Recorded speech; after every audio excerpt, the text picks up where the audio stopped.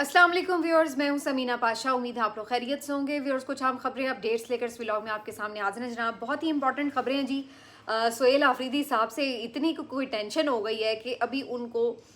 Charge संभाले 10 दिन हुए हैं। अभी तो उन बेचारे की कैबिनेट भी जो है वो नहीं बनी है कि उससे पहले ही उनको फारिग करने की तैयारियां शुरू कर दी गई हैं। और इस सिलसिले में धमकियों का सिलसिला तो खैर आने से पहले से ही जारी है। और अब जो मज़ाक़ खेज़ किस्म की हरकत की गई है वो भी आपके साथ शेयर करते हैं। ना अहली की तलवार उनके सर पे भी लटका दी गई है आते साथ ही। अच्छा, ये भी वैसे फैशन ही बन गया है कि जब तक अली अमीन गंडापुर साहब भी चीफ मिनिस्टर थे, उनके ऊपर भी मुसलसल ना अहली की एक तलवार जो थी वो लटकाई हुई थी। और उसके बाद अब सुहेल आफरीदी के ऊपर भी ये तलवार लटकाई जाने की कोशिश है। तो इसकी तफसील मैं आपके साथ शेयर करती हूँ। इमरान खान साहब का पैगाम जो है वो आज आ गया। डॉक्टर उज़मा इमरान खान साहब की एक बहन को मिलने की इजाज़त हुई और उसके बाद फिर उन्होंने क्या आके मैसेज दिए इमरान खान साहब के आपके साथ शेयर करेंगे। इसके साथ साथ जी आज एक और अहम मामला जो मैंने आपके साथ डिस्कस किया था कि जिस अंदाज से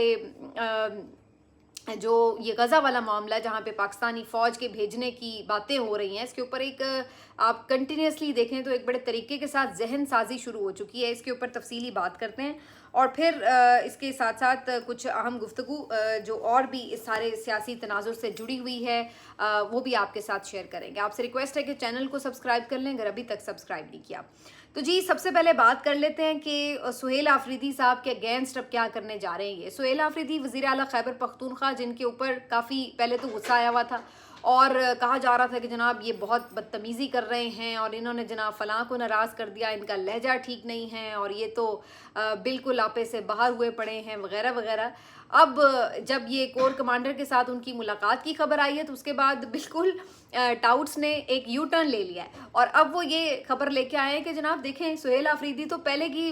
तरह निकला जैसे अली अमीन गंडापुर साहब करते थे कि जी महफिलों में कुछ और बंद कमरों में कुछ और। तो ये तो उसी वाली, भाई पहले एक जगह पे आप टिक जाएं। आपको सुहेल आफरीदी से शिकवा क्या है? ये कि वो बड़े तल्ख हैं और वो बड़े सीधे होके चल रहे हैं, ये शिकवा है, या फिर आप उनको ये साबित करने पे तुले हुए हैं कि ये भी पुराने चीफ मिनिस्टर की तरह है? तो पहले तो ज़रा मेरा ख्याल है ये डिसाइड कर लें। दूसरी बात ये कि ये बात तो सबको पता है कि सुहेल आफरीदी साहब के आने से तकलीफ़ तो बहुत हुई है और उसकी वजह ये भी है कि वो अपनी मर्ज़ी और इमरान खान की मर्ज़ी जो है, बल्कि अब इमरान खान की मर्ज़ी के मुताबिक चलना चाहते हैं और ये बात जो है वो डाइजेस्ट नहीं हो रही। कैबिनेट की मुशावरत से लेकर के, कोर कमांडर से मुलाकात से लेकर के, ऑपरेशन के हवाले से, दीगर चीज़ों के हवाले से वो अभी तक जो अपने फ़ैसले ले रहे हैं वो काफ़ी ज़्यादा अनोइंग हैं दूसरी फरीक के लिए, क्योंकि उन्हें आदत नहीं थी कि कोई इस तरह अपनी मनमर्जी करे। और सुहेल आफरीदी ने तो आज भी अडयाला जेल के बाहर ये बात कही कि जनाब अगर कोई ये सोचता है कि मेरी मुलाकात नहीं कराएगा या मुलाकात हो या ना हो, दोनों सूरतों में कोई ये समझता है कि मैं इमरान खान का पैगाम भूल जाऊंगा या उनके अहकामात पर अमल दरामद नहीं होगा, तो ये उसकी भूल है। ऐसा नहीं होगा। इमरान खान जो हुक्म देंगे उसके ऊपर मिन्नो अन अमल होगा। मेरे तक जैसे भी उनका मैसेज पहुंच जाएगा, काम मैं वही करूंगा जो इमरान खान कहेगा। तो ये कोई मत समझे कि जनाब कोई मुझे अपनी मर्जी के मुताबिक चला लेगा। तो ये उन्होंने एक तो चीज़ क्लियर की। अच्छा, उसके बाद दिलचस्प बात ये हुई है कि जी सुहेल आफरीदी साहब को नाअहल करार देने के लिए इलेक्शन कमीशन में एक दरख्वास्त भी आ चुकी है और ये दरख्वास्त एक मुहिब्बे वतन शहरी ने जाके जमा करा दी है और उसमें मौक़िफ़ ये इख्तियार किया गया है कि जनाब बार काउंसिल्स के इलेक्शन होने वाले हैं और सुहेल आफरीदी जो हैं वो एक जाके बार में ना सिर्फ ये कि खिताब कर रहे हैं बल्कि उनको ग्रांट भी दे के आए हैं। तो जनाब ये वजह बनी है कि जनाब इनको नाअहल करार दिया जाए और ये उन्होंने अपने ओहदे का गलत इस्तेमाल किया और इस बुनियाद के ऊपर उन्हें नाअहल करार दिया जाए। इलेक्शन कमीशन में पिटिशन आ गई। अब आप अंदाज़ा लगाइए कि इतना खौफ है सुहेल आफरीदी का कि 10 दिन के बाद आप को लग रहा है कि आप इसको संभाल नहीं पाएंगे, लिहाजा इसको जो है वो यहाँ से चलता किया जाए, इसके ऊपर तलवार लटकाई जाए जिससे इसको खौफजदा किया जाए कि भाई देख लो अगर तुमने बात ना मानी तो किसी भी लम्हे तुम्हारी नाअहली हो जाएगी। हालांकि जो मुझे समझ में आई है सुहेल आफरीदी की अभी तक, मेरे अंदाजे के मुताबिक तो वो बंदा जो चीफ मिनिस्टरशिप है उसको यूं हथेली पे लिए फिर रहा है कि भाई जिस वक्त जब चाहे निकल जाए, उसको परवाह नहीं है। ठीक है ना? तो अगर कोई ये सोच रहा है कि उसको ये आप तलवार लटका कर डरा लेंगे या अपनी बात मनवा लेंगे, तो उसको तो ज़र्रा बराबर परवाह नहीं है जो मुझे समझ में आ रही है उसकी। क्योंकि अगर उसको इस बात की फ़िक्र होती कि जी मैंने चीफ मिनिस्टर बन के बड़ा गवर्न करना है और मुझे अब अपने मामलात को ठीक करना है, تو وہ پھر یہ راستہ ہی نہ چنتا جو وہ پچھلے 10 دنوں سے چن کے بیٹھا ہے اور وہ جو بیانات دے رہا ہے اور جو اس کا مزاج ہے. تو اس لیے یہ کہنا کہ جناب آپ اگر یہ سوچ رہے ہیں کہ یہ نااہلیوں کی تلواریں لٹکا کر آپ اپنی مرضی کروا لیں گے تو وہ تو مجھے کامیاب ہوتی نظر نہیں آ رہی بات. وہ تو کہیں گے خوشی خوشی کہ ہاں بھائی کرو نااہلی ہماری. ہم تو فخر سے کہہ سکیں گے جناب ہم چونکہ عمران خان کے احکامات پر چل رہے تھے, ہم نے ان کے سامنے سر نہیں جھکایا تو ہماری نااہلی ہو گئی, تو بسم اللہ, اس سے زیادہ ان کے لیے اچھی بات کیا ہوگی. وہ تو پہلے ہی کہہ رہے ہیں کہ اگر آپ نے خیبر پختونخوا میں کوئی گورنر راج لگانا ہے, کوئی بھی کام ایسا کرنا ہے, وہ بھی کر کے دیکھ لیں آپ شوق پورا. ہم تو کہہ رہے ہیں کہ جو کام شاید سال بعد ہو وہ آپ جلدی کرنا چاہ رہے ہیں تو وہ آپ کی مرضی ہے. تو مجھے نہیں لگتا کہ انہیں اس چیز کی پرواہ ہے کہ جی ان کی وزارت اعلیٰ ختم ہو جائے گی یا کیا ہو جائے گا. وہ بالکل اس بات سے مبرہ ہیں, ان کے ذہن پہ ایسا کوئی بوجھ ہے نہیں. تو یہ جو درخواست آئی تھی اس کے جو ایڈوکیٹ تھے صبغت اللہ صاحب, ان کی طرف سے درخواست آئی تھی, لیکن بعد میں مزے کی بات یہ کہ یہ صبغت اللہ صاحب نے خود ہی کہہ دیا ہے کہ جناب مجھے تو اس درخواست کا پتہ ہی نہیں ہے جو الیکشن کمیشن میں ڈالی گئی ہے, یہ تو میرے اسسٹنٹ نے مجھ سے پوچھے بغیر ہی ڈال دی. تو اب یہ درخواست واپس ہو جائے گی یا اس کو پرسو کریں گے یہ تو مجھے پتہ نہیں, لیکن اس سے یہ ضرور پتہ چلتا ہے کہ اندازہ آپ لگا لیں کہ ایک 36 سال کے نوجوان سہیل آفریدی نے کتنی مصیبت ڈال دی ہے کہ 10 دن کے بعد اس کو نااہل کرانے چل پڑے ہیں. تو یہ والی حالت ہو چکی ہے. تو اگر اتنی بری حالت ہے تو بھائی میں تو کہتی ہوں پھر اڈیالہ والے سے جا کے صلح ہی کر لیں. لیکن ایک بات پہ میں ضرور تنقید کروں گی, سہیل آفریدی آج یہ پشاور بار میں گئے ہوئے تھے اور وہاں پہ جا کے انہوں نے جو ہے وہ کوئی میرا خیال ہے 42 کروڑ روپے کی گرانٹ جو ہے وہ بار کے لیے اناؤنس کی ہے. تو میں اس کے سخت خلاف ہوں. میں یہ سمجھتی ہوں کہ یہ جو بارز کو اتنے پیسے دینا اور ان کے اوپر جو اس طرح کے پیسے لٹانا, قومی خزانے سے عوام کے پیسے کو لٹانا, یہ میری سمجھ سے تو بالکل باہر ہے. اس کا مقصد کیا ہے؟ یہی بات ہم پی ایم ایل این اور باقی جو ادھر حکومتی اتحادی جماعتیں ان کے اوپر جب تنقید کرتے ہیں تو وہی تنقید پھر پی ٹی آئی پہ بھی ہوگی. اصول تو وہی ہے کہ بھائی آپ آخر یہ کون سی بارز نے ایسی خدمات انجام دے دی ہیں, کوئی آئین اور قانون کی رکھوالی کے لیے انہوں نے کوئی ایکسٹرا آرڈنری ایسے کام کر لیے ہیں کہ ان کو گرانٹس دینی بڑی ضروری ہیں. تو کس کھاتے میں یہ گرانٹس جاتی ہیں؟ ان کا کوئی آڈٹ کبھی ہوا ہی نہیں ہے کہ بھائی یہ کروڑوں روپے کی جو گرانٹس جاتی ہیں اس کو کیسے استعمال کیا جاتا ہے, کس کی جیب میں جاتی ہیں, اس سے کیا فائدہ ہوتا ہے, وکلا کا, تنظیم کا, بارز کا, آخر کیا کردار ہوتا ہے کہ جس کی وجہ سے ان کو اتنی گرانٹس دی جاتی ہیں. تو میرے خیال سے یہ اللہ تللے بند ہونے چاہیے. یہ صحافیوں کو گرانٹس دینا, یہ وکیلوں کو گرانٹس دینا, یہ بیوروکریسی کے منہ بھرنا, یہ جو تمام اللہ تللے ہیں یہ اس قوم کے ساتھ ہو رہے ہیں, اس قوم کے پیسے کے ساتھ ہو رہے ہیں جو 2 وقت کی روٹی کی محتاج ہے. تو یہ بالکل میں سمجھتی ہوں کہ نہیں ہونا چاہیے. انہوں نے کیا کیا ہے جو ان کے اوپر 45 کروڑ روپے اب یوں بانٹ کے آ گئے ہیں. تو میرے نزدیک تو یہ بالکل ایک غلط اور ناجائز استعمال ہے پیسے کا. بہرحال اس سے آگے بڑھتے ہیں. اب عمران خان صاحب کی ملاقات کی طرف آتے ہیں. جی خان صاحب سے جو ملاقات ہوئی ہے, عظمیٰ خانم جو عمران خان صاحب کی ایک بہن ہے, صرف ان کو واحد آج ملاقات کی اجازت ملی اور انہوں نے آ کے جو عمران خان صاحب کا میسج دیا اس میں 5 پوائنٹس ہیں بڑے اہم. ایک تو جی انہوں نے ساری جو یہ گفتگو ہوئی سہیل آفریدی صاحب کا بتایا ہوگا ظاہر انہوں نے جا کے, تو انہوں نے کہا ہے کہ انہیں میسج دو کہ وہ اپنی چوائس سے ایک مختصر کابینہ فی الحال کے لیے بنا لیں. خبر ہے کہ انہوں نے اس میں کوئی کسی بھی شخص کے لیے نہیں کہا کہ جی آپ نے اس کو شامل کرنا ہے یا اس کو شامل نہیں کرنا. انہوں نے فری ہینڈ دیا ہے کہ آپ جس کو مرضی شامل کریں, ایک چھوٹی ٹیم بنا لیں تاکہ کام چل سکے اور اپنی چوائس سے بنا لیں, کوئی مسئلے کی بات نہیں ہے. تو اب خبر ہے کہ شاید 8 سے 10 رکنی یہ کابینہ جو ہے وہ تشکیل دے دی جائے گی. اگرچہ یہ بھی بڑے مزے کی بات ہے کہ سہیل آفریدی صاحب کو ابھی بھی کنونس ہی کیا جا رہا ہے کہ بھائی بنا لو, اور وہ ابھی تک کہہ رہے ہیں کہ نہیں میں ملاقات کے بعد ہی بناؤں گا. لیکن اب چونکہ عمران خان صاحب کی طرف سے واضح ہدایات آ گئی ہیں تو امکان ہے کہ وہ اپنی کیبنٹ تشکیل دے دیں گے, کم از کم ایک چھوٹی مختصر کابینہ ضرور بن جائے گی. دوسرا, عمران خان صاحب خوش ہوئے کہ یہ جو جلسے جلوس ہوئے ہیں خیبر میں, کرک میں, اور لوگوں نے جس طرح سے پارٹیسپیٹ کیا اس پہ انہوں نے اطمینان کا بھی اظہار کیا اور شکریہ بھی ادا کیا. اس کے ساتھ ساتھ انہوں نے یہ بھی ایک پیغام دیا ہے کہ جی سلمان اکرم راجہ صاحب جو ہیں وہی ان کے پیغامات جو پارٹی کے لیے ہوں گے, ہدایات جو پارٹی کے لیے ہوں گی وہ پہنچائیں گے باقی لوگوں تک. اس میں کوئی کسی کو کنفیوژن نہیں ہونی چاہیے. اس کے علاوہ انہوں نے اس پہ بھی تشویش کا اظہار کیا کہ جو اپوزیشن لیڈر انہوں نے نامزد کیے تھے محمود خان اچکزئی اور علامہ راجہ ناصر عباس, ان کی ایز اپوزیشن لیڈرز ابھی تک نوٹیفیکیشن کیوں نہیں ہوئے, تقرریاں کیوں نہیں ہوئیں, اس کو کیوں التوا میں ڈالا ہوا ہے, اس کے اوپر پارٹی کیا کر رہی ہے. تو یہ بھی انہوں نے تشویش کا اظہار کیا ہے. وہ سمجھتے ہیں کہ ان کے اوپر فوری عمل درآمد ہونا چاہیے. اور ایک جو اور انہوں نے آج بات کی وہ یہ کہ جو حال ہی میں پنجاب کی تنظیم میں کچھ تبدیلیاں کی گئی تھیں اور جو سینٹرل پنجاب ہیں اس کے جو چیئرمین ہیں احمد چٹھا ان کو ہٹا کر کے علی امتیاز وڑائچ کو بنایا گیا تھا،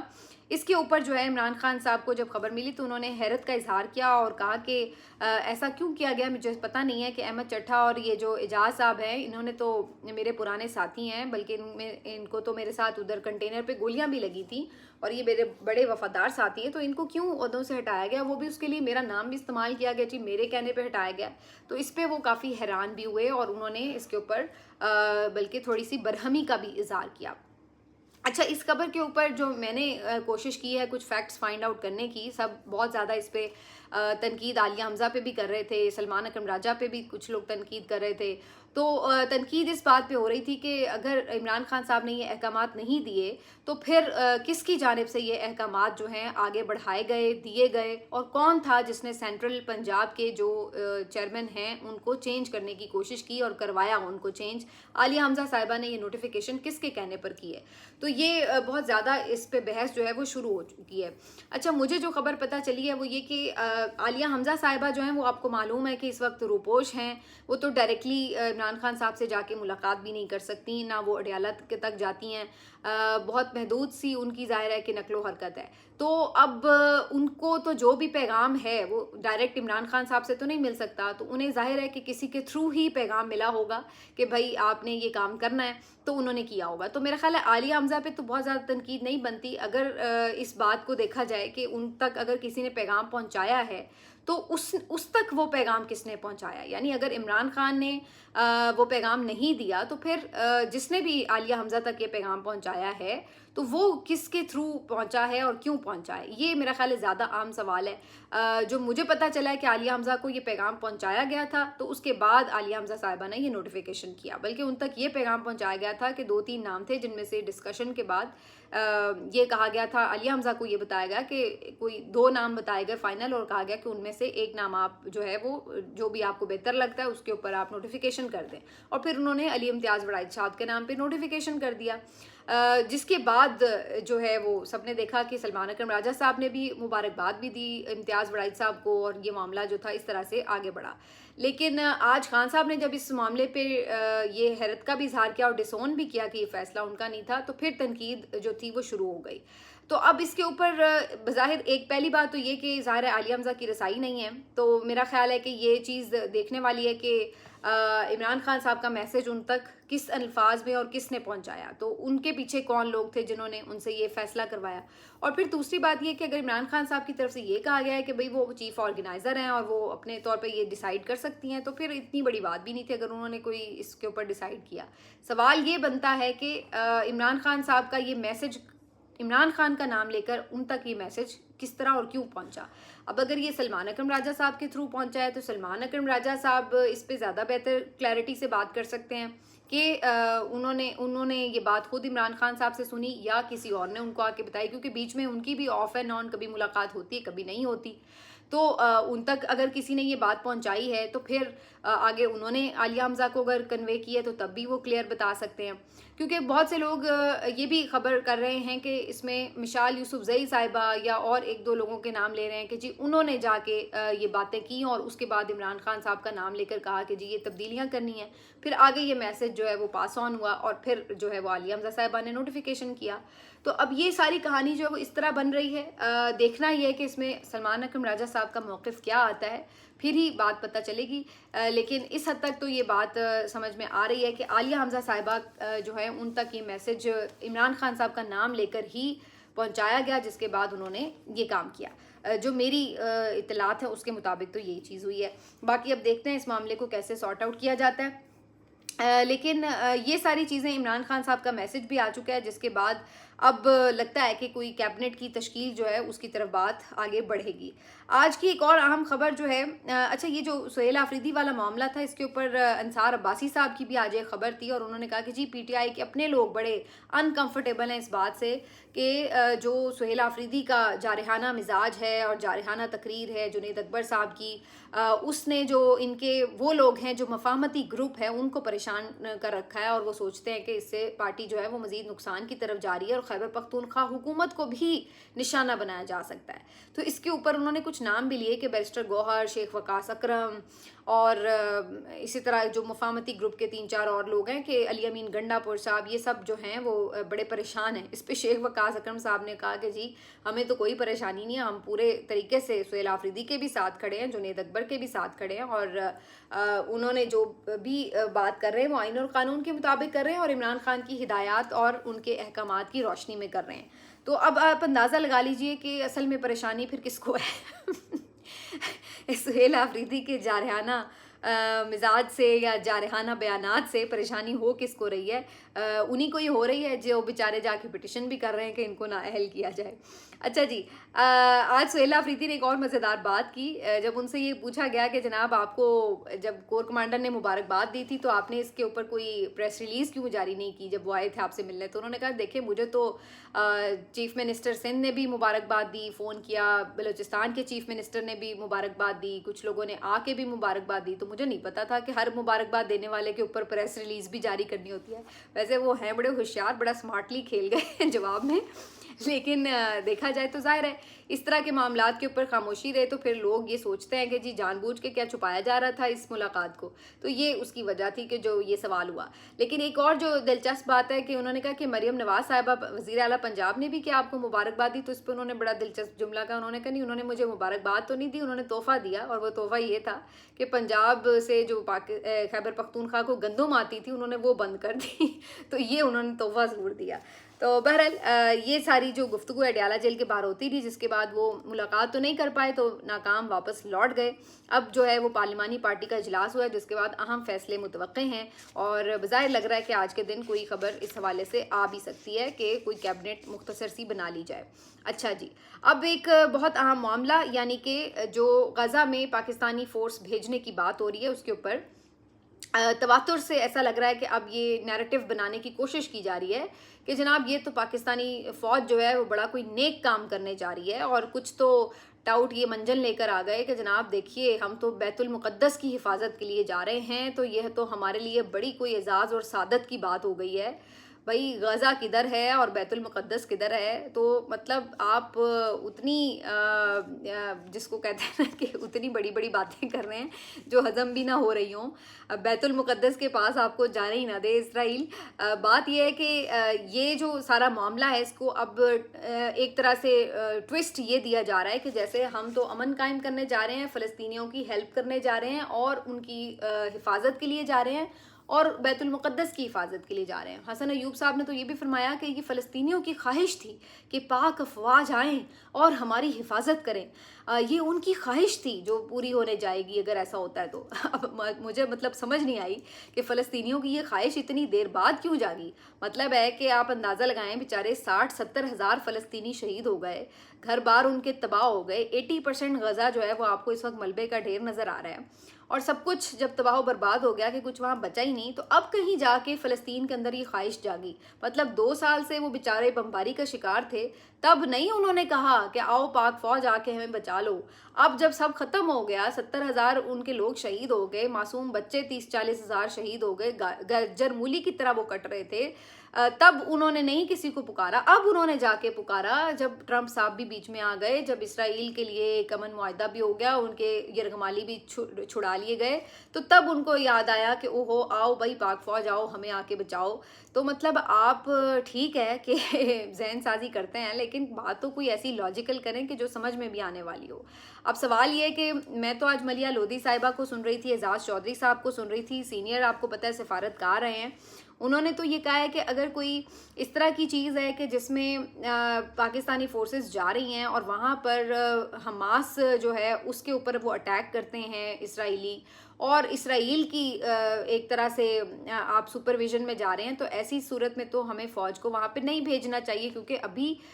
کہنے کو تو غزہ میں جنگ بندی ہوئی ہے لیکن حقیقت میں تو کوئی جنگ بندی نہیں ہوئی ہے۔ تو آپ سب کو پتہ ہے کہ مسلسل اسرائیل کی طرف سے اٹیکس وہاں پہ ہو رہے ہیں، اور سب سے امپورٹنٹ بات یہ کہ آج تو اسرائیلی وزیر اعظم کی طرف سے آپ کو پتہ ہے ایک بڑا حکم آیا ہے، اس نے کلیئرلی کہا ہے کہ جناب ایک بہت میسو اٹیک جو ہے وہ غزہ پہ کیا جائے، انہوں نے اپنی فورسز کو اٹیک کرنے کا باقاعدہ حکم دے دیا ہے، تو اس نے کہا امیجیٹ اور بہت میسو اٹیک جو ہے وہ کرنا ہے۔ تو آپ ایک طرف یہ صورتحال ہے، اور ایسی صورتحال میں یہ ان سفارتکاروں کا خیال ہے کہ آپ کی فوجیں وہاں پہ جاتی ہیں تو آپ اندازہ لگائیے کہ آپ کیا وہاں پہ جا کے کر رہے ہوں گے. کیا آپ فلسطینیوں کو بچا رہے ہوں گے یا آپ اسرائیل کے خلاف لڑ رہے ہوں گے؟ اور اگر آپ اسرائیل کے خلاف لڑ رہے ہوں گے تو پھر آپ کہاں پہ پھنسے ہوئے ہوں گے؟ اور اگر آپ فلسطینیوں کے خلاف لڑے ہوں گے تو پھر آپ کیا کر رہے ہوں گے؟ تو یہ ایک بڑا عجیب سا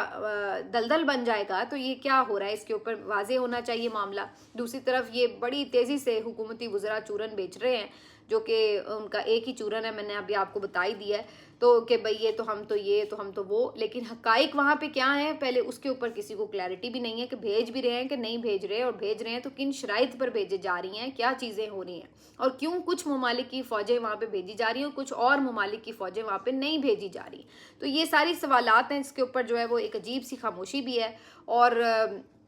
ابھی تک اس کے اوپر کوئی واضح جواب نہ تو سیکیورٹی ذرائع سے DGISPR کی طرف سے آیا ہے، نہ ہی وزارت دفاع کی طرف سے آیا ہے. آج خواجہ آصف صاحب بیٹھے ہوئے تھے جیو نیوز کے اوپر، ان سے پوچھا گیا تو وہ کہہ رہے ہیں اگر ایسا ہوتا ہے، اگر یوں ہوتا ہے تو یہ تو اپرچونٹی ہے، ہمیں مس نہیں کریں. بھائی وہاں پہ اب جا کے فوجوں نے کیا مطلب ہے کہ ملبے سے خدا نخواستہ ایسا ہی ہے کہ اب تو لوگوں نکال لیں، یا کیا وہاں پہ اس وقت جا کے اسرائیل کے خلاف لڑنا ہے، کرنا کیا، یا حماس کے خلاف لڑنا ہے؟ ابھی تو ڈیسٹینیشن ہی واضح نہیں کہ وہاں پہ جا کے ہمارا کردار کیا ہوگا. آپ کہہ رہے ہیں کہ ہم نے امن قائم کرنا ہے. امن قائم جب آپ کہتے ہیں تو امن کون نہیں قائم کر رہا ہوگا جس کے خلاف آپ نے امن قائم کرنا ہے؟ کیا وہ عام حماس کے لوگوں کو آپ ماریں گے وہاں پہ کہ جی امن نہیں قائم ہونے دے رہے ہیں، یا اسرائیل کے لوگوں کو ماریں گے؟ کو پتہ تو لگے کہ آپ کرنے کیا جا رہے ہیں. تو اب یہ ساری جو صورتحال ہے بڑی عجیب سی ہے، اور اس کے اوپر ساری لوگ ہی تشویش میں مبتلا ہیں، لیکن اس کے اوپر کوئی واضح جواب ابھی تک ریاست کی طرف سے آ نہیں رہا. ملتے ہیں آپ سے اگلے ویلاگ میں. اپنا خیال رکھیے. اللہ حافظ.